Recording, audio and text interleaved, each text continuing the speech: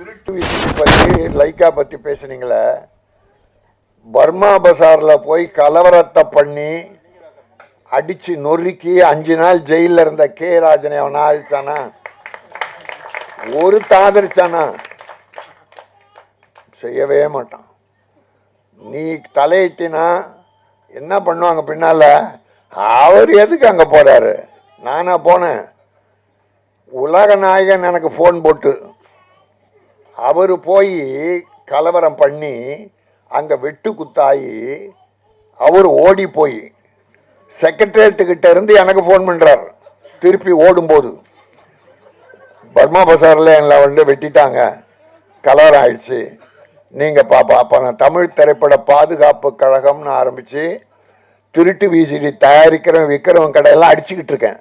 Rowdyism பண்ணேன். Police என்னை எச்சரித்தது, கவலைப்படலை, என் சினிமாவை அழிச்சுக்கிட்டு இருக்கீங்க, அவனை அடக்க குண்டர் சட்டத்தில் போடுன்னு போராடி 5 நாள் ஜெயிலுக்கு போன சினிமாக்கார யாருன்னா இருக்கானா? அது மட்டும் இல்லை, 9 படம் எடுத்து 3 கோடி லாஸ் ஆனேன். அதில் டபுள்ஸ்னு ஒரு படம், பிரபுதேவா மீனா, இந்த என் தம்பி தேவாவின் மகன் ஸ்ரீகாந்த் எங்கள் செல்ல பிள்ளை, அவனை மியூசிக் டைரக்டராக போட்டேன். ஃபர்ஸ்ட் பிக்சர் நான் தான் போட்டேன். அடுத்த நினைக்காத நாளில் பார்த்திபன் தேவனே, என் தம்பி தேவா தேனிசை தென்றல், அவர் இசை. இப்படிலாம் எடுத்து அது 2 படமே எனக்கு லாஸ். சின்ன படம் எடுத்து சின்ன லாஸ், பெரிய படம் எடுத்து பெரிய லாஸ். நானும் இந்த சினிமாவுக்காக உழைச்சிக்கிட்டு இருக்கேன். அதை விட்டுட்டு எல்லாரும் நல்லா இருக்கணும். படம் எடுக்கிறவங்க முதல்ல நல்லா இருக்கணும். படம் எடுக்கிறவங்க நல்லா இருந்தால் சினிமா உலகமே நல்லா இருக்கும். கலைஞர்கள், வேலையாள், தொழிலாளி எல்லாரும். இதை என் பேரரசு பேருரையாற்றினார். எல்லா சப்ஜெக்டும் தொட்டுட்டார். நம்ம பேசுறதுக்கு ஒன்றும் இல்லை, அவர் சொன்னதெல்லாம் உண்மை. ஆனால் இப்போ 5 யூடியூப்ல நான் பேட்டி கொடுத்துருக்கேன். 5 நாளாக என்கிட்ட வந்துக்கிட்டே இருக்காங்க. எதுவாக இருந்தாலும் ஸ்ட்ரைக் என்பது கூடாது, பேசி தீர்க்க வேண்டும். ப்ரொடியூசர்ஸ் தம்பி, ஒன்று கேட்குறேன், ஒரு 5 வருஷ கணக்கு எடுத்துங்க. அண்ணனை தப்பாக நினைக்காதீங்க. வேதனை, எல்லா ப்ரொடியூசர் வேதனையும் என் மனசில் இருக்குது. ஏன்னா ப்ரொடியூசருக்காக நான் வாழ்ந்துக்கிட்டு இருக்கேன். இந்த 5 வருஷத்தில் படம் எடுத்தவன் 1000 பேர் இருப்பாங்க, 1500 2000 கூட இருக்கும். அதில் எத்தனை பேர் இப்போ படம் எடுக்கிறாங்க? யாரும் அதில் போன வருஷம் படம் எடுத்தவங்க இப்போ யார் எடுக்கிறாங்க? ஏன் எடுக்கலை? என் ப்ரொடியூசருக்கு என்னன்னா, ஒரு படம் எடுக்கும்போது பணம் போட்டு அது வெற்றி பெற்று பாதி பணம் வந்தால் கூட மறுபடியும் படம் தான் ஆரம்பிப்பான். 100% திருப்பி வர வேண்டாம். பாதி பணம் திரும்பி வந்தாலும் படம் தான் ஆரம்பிப்பான். 100கணக்கான தொழிலாளிக்கு வேலை. நடிகர் எப்படி வாழ்றாங்கன்ற பற்றி எனக்கு கவலை இல்லை. அவங்க எப்படி ஒன்றா வாழ்ந்துருவாங்க. ஒரு படத்தில் ஒரு 50 லட்சம் சம்பளம் வாங்கினா ஒரு 2 வருஷம் தள்ளலாம். ஆனால் என் தொழிலாளி கதி என்ன? அன்னன்னைக்கு வேலை செய்ய சம்பாரிச்சாதான் அவங்க கூட பிழைக்கும். இப்போ திடீர்னு ஸ்ட்ரைக்குன்னு அறிவிச்சா அவங்க குடும்ப கதி என்ன? முன்னால் விஷால் ப்ரொடியூசர் கவுன்சில் தலைவராக இருந்தப்போ கியூபு பணம் வாரத்துக்கு 8000 கட்டணும். கியூபுக்கு படம் தேட்டருக்கு வரணும்னா கியூப் மூலமாக தான் வரும். 8000 வாரத்துக்கு. அது அதிகமாக இருக்கு, குறைக்கணும்னு ஸ்ட்ரைக்குன்னு ஆரம்பிச்சிட்டார். 4 மாதம் ஓடிச்சு. தொழிலாளி பட்ட வேதனை. நடிகர் சங்கத்திலேயே 3000 நடிகர் ஜூனியர் ஆர்டிஸ்ட் துணை நடிகர்கள் இருக்காங்க. அவங்க வாழ்க்கை என்ன ஆகும்? இப்படி அப்பவே ஒரு பெரிய, அப்புறம் வாபஸ் வாங்கிட்டார் 4 மாசத்துக்கு அப்புறம். வாங்கினதுக்கு அப்புறம் என்னாச்சு தெரியுங்களா? 8000 இருந்தது 12000 ஆயிடுச்சு. வாரம் 12000. என்ன பிரயோஜனம் ஸ்ட்ரைக் பண்ணி? இந்த ஏழை தொழிலாளி கஷ்டப்பட்டான்னு. அதுதான் அந்த அனுபவத்தில் நான் இப்போ 5 நாளாக சொல்லிட்டு இருக்கேன். பேட்டியில் நீங்கள் இந்தியா கிளிட்ஸ், சினி உலகம், அப்புறம் ஆதம் தமிழ், இன்னும் 2 யார பேர் எனக்கு நினைவில்லை. பேட்டி 5 நாளாக கொடுத்துக்கிட்டு இருக்கேன். என்னை தேடி தான் வர்றாங்க. பேசுவோம், எதுவாக இருந்தாலும் பேசுவோம். நடிகர் தவிர்த்து பேசுவோம். சில நடிகர்கள் ப்ரொடியூசரை வேதனைப்படுத்துறாங்களே, என்ன வேதனை தெரியுமா? கொடுமை பண்றாங்க. 11 மணிக்கு ஷூட்டிங் வரான், 9 மணிக்கு ஷூட்டிங்க்கு 3 மணிக்கு போயிடுறாங்க. என்ன ஒரு நாள் கால் ஷீட் எவ்வளவு செலவாகுது தெரியுமா? அப்ப யாருடைய லாஸ்? கடைசியில் ரிலீஸ் அப்போ ப்ரொடியூசர் அங்க பணம் வாங்கி சம்பாரிச்சிங்களே, யாராவது அந்த ப்ரொடியூசருக்கு துணையா நிக்கிறாங்களா? நிக்கணும்னு அவசியம் இல்லை, ஆனா நின்னீங்கன்னா நல்லது. ஒரு முதலாளி நமக்கு பணம் கொடுத்த முதல்ல கஷ்டப்படக்கூடாது, நின்னா அவருக்கு ஒரு ஆறுதல் கூட இருக்காங்க. அதனால ப்ரொடியூசர் வேதனை சாதாரண வேதனை இல்லை. 80% ப்ரொடியூசர் காணாமல் போய்விட்டார்கள். வீடு, சொத்து, சுகம் எல்லாம் இழந்துட்டாங்க. இது வரலாறு, நீங்க எடுத்து பாருங்க, கணக்கு பாருங்க. இன்னைக்கு நான் இவ்வளவு பேசுறேன், இவ்வளவு போராடினேன், ஜெயிலுக்கு போனேன், ப்ரொடியூசர் பற்றி பேசிக்கிட்டு இருக்கேன். ஒவ்வொரு ஆடியோ ஃபங்க்ஷனை கூப்பிடுறது அதுக்காக தான் கூப்பிடுறாங்க. ஒரு 32 சின்ன ப்ரொடியூசருக்கு நான் பணம் கொடுத்துருக்கேன். 32 சின்ன ப்ரொடியூசருக்கு படம் எடுக்க பணம் கொடுத்துருக்கேன். அதில் 5 பேர் திட்டம் போட்டு மோசடி பண்ணி என்கிட்ட 3 கோடி ரூபாய் கிட்ட பண்ணிட்டான். மோசம் பண்ணி, அவன் பேரை சொல்ல விரும்பல, பெரிய ஆள் தான். ஆனா 18 படம் ரெடி ஆயிடுச்சு.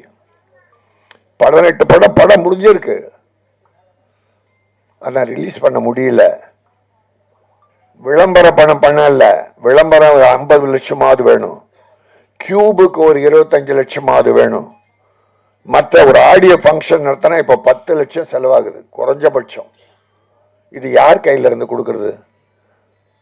பூசணிக்காய் முதல்ல தேங்காய் பழம் வாங்குறாங்களே பூஜைக்கு, அதுல இருந்து படம் முடிஞ்சு பூசணிக்காய் உடைக்கிற வரைக்கும், ஆடியோ ஃபங்க்ஷன் நடத்த வரைக்கும், ரிலீஸ் நேரம் வரைக்கும் அந்த ப்ரொடியூசர் படுற பாடு இருக்க.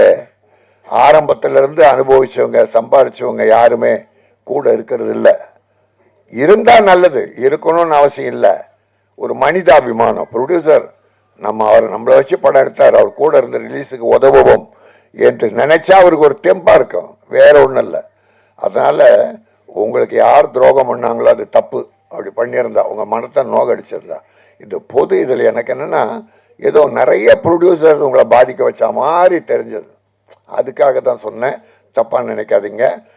இங்க வாமா.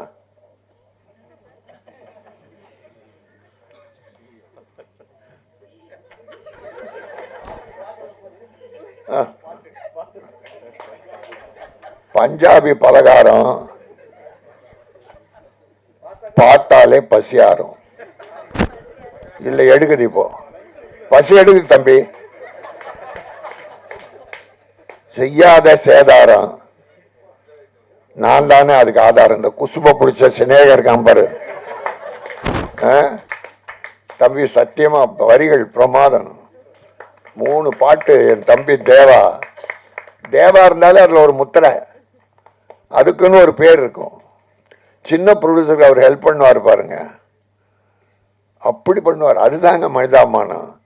ஒரு ப்ரொடியூசர் வந்து பணத்தை எடுத்துட்டு வந்து உங்ககிட்ட வந்துட்டா அவன் பாவப்பட்டவன் இல்ல, அவ்வளவு வேதனை அனுபவிக்கணும். கடவுள் என்ன, நீ பாவப்பட்டவன், உன் பணத்தை எடுத்து எல்லாரும் கூடுன.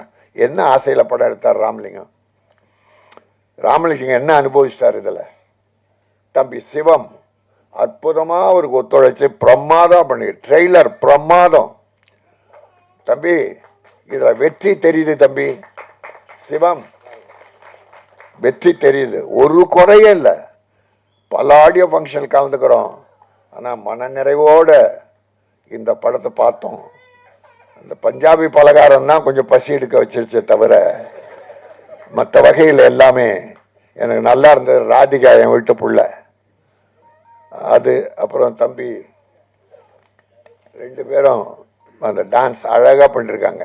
அந்த ஃபர்ஸ்ட் நைட் சீன் கூட இந்த ஓவர கவர்ச்சி என்பது இல்லை, விரசம் இல்லாம.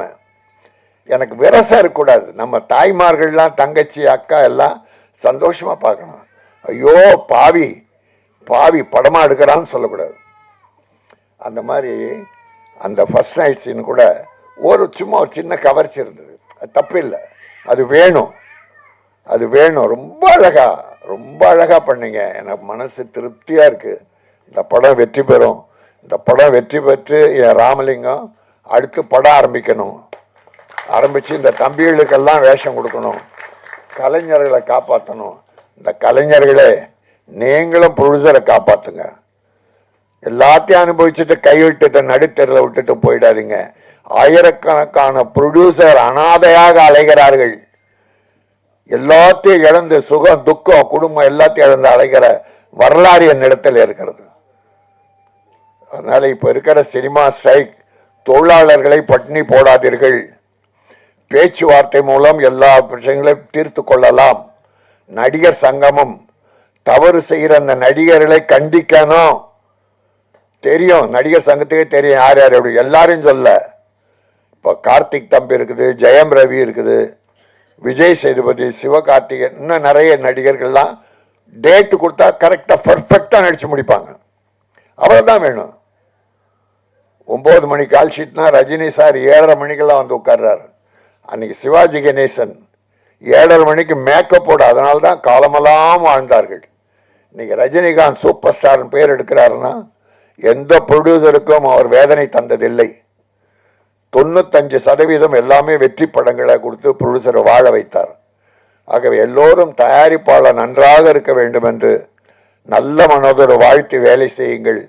கடைசி வரை துணை நெல்லுங்கள். சினிமா வெற்றி பெறும்.